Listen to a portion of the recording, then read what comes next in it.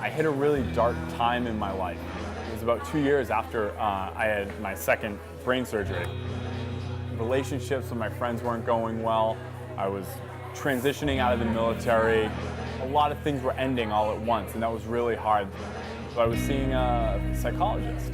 You know, we just weren't making the type of progress that we should have been, and so we decided to go see a medical doctor.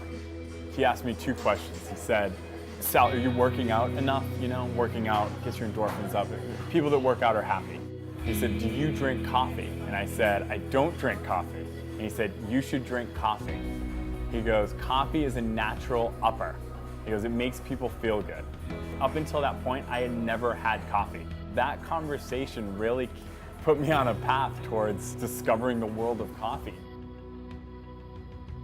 Sal, I wanted to share how proud it makes me to see you crushing life again. I will never forget the time I spent at your bedside during your coma after the accident. As I prayed for you and your family, I will admit I was a little skeptical on whether or not I would ever see you alive again. To see you happily married and thriving in your new business, Battleground Coffee, it makes me very proud. I also love that you continue to serve by hiring veterans and support their related initiatives. Long live the Veteran Brotherhood. God bless, Eli.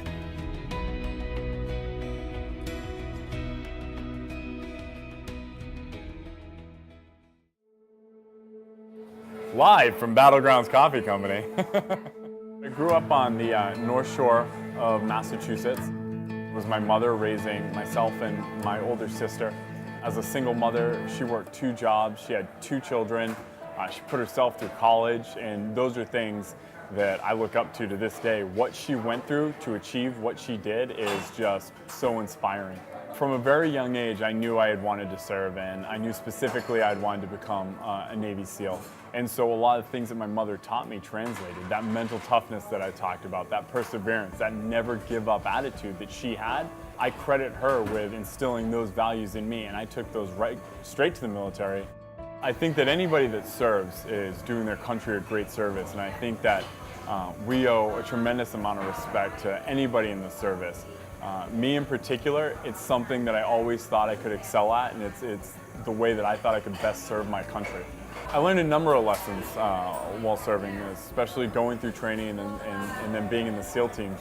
You learn the value of teamwork, the importance of communication, right?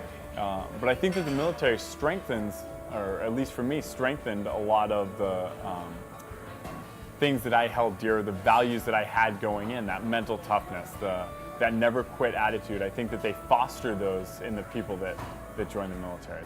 And I think that what the military does, and what the SEAL teams did for me at least, was strengthen that resolve that I had going in there. And what makes a platoon so successful is that every operator does bring a unique personality and a unique skill set to the team. And it's learning to take those skill sets and those personalities and make them work together. That's what makes a SEAL team, a platoon, a task unit so successful.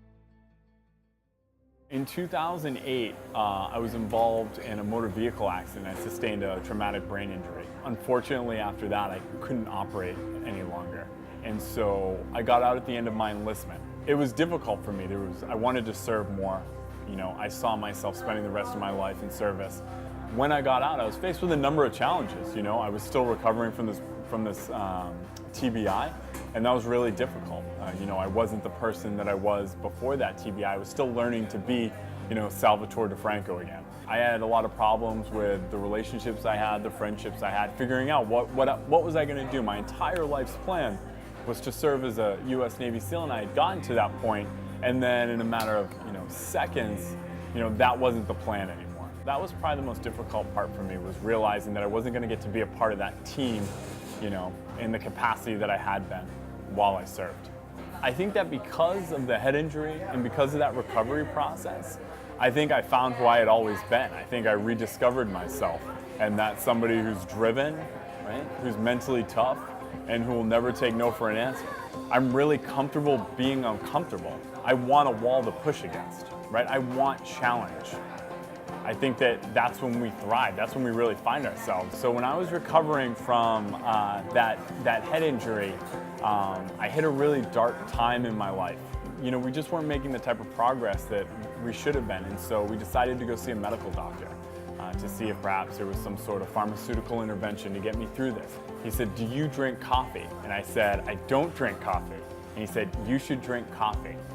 He goes, "Coffee is a natural upper." He goes, "It makes people feel good." Up until that point, I had never had coffee. I mean, maybe 1 or 2 cups, but I was not a coffee drinker.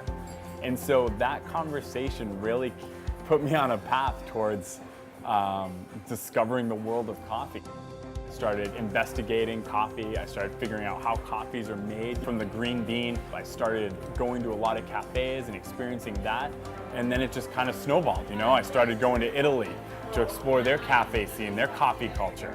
You know, I started going to training sessions, learning more about how coffee is prepared, how coffee is roasted. It just became this passion and this obsession for me. It all kind of really came together for me because coffee was that natural upper. It was something I could look forward to doing. And then spending time in a cafe was getting me back in a social situation. It had me interacting with people. I did the planning and I prepared properly, pulled the trigger, and me and my wife opened Battleground Coffee Company. It was actually my wife Dana that came up with the name. She was driving one day and texted me Battlegrounds Cafe. Right when she did that, I knew that was the name. She came home a few hours later and we started driving around looking for our first location. The unique thing about Battlegrounds Coffee Company is that we operate a brick and mortar cafe here in Massachusetts. We're opening 2 more this year, but we also operate an e-commerce online store where anybody can go on anywhere in the country and purchase our products. Battlegrounds Coffee Company was created around the concept of service. Service to our country, service to our community, and service to our customers. We embody that every day here at the cafe and with our online customers as well. Battlegrounds is constantly striving to make our community better. We're involved with a number of different organizations and committees throughout our community. We hold events here, we hold fundraisers. We've just created an initiative, Battle Veteran Homelessness, which is collecting resources, products, gift cards for veterans in need, veterans that don't have blankets or sleeping bags during the winter. They don't have hats or gloves during the winter. That's something we're very proud of. As they say, behind every good man is a fantastic woman. Those are very true words. You can ask any business owner, I'm sure, and they'll agree. Without their wife, a lot of things wouldn't be possible, and that's absolutely true of Dana. She is my rock. She keeps me focused, she keeps me on task. She's like the OIC of our 2-man platoon.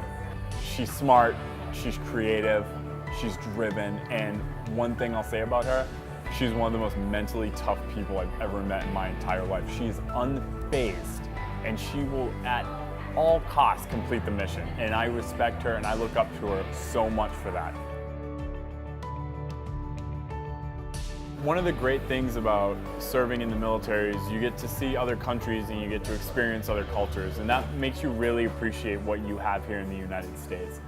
One thing that I can say that I'm most proud of this country is the amount of patriotism that its citizens has for it. That's not something you find in a lot of other places around the world.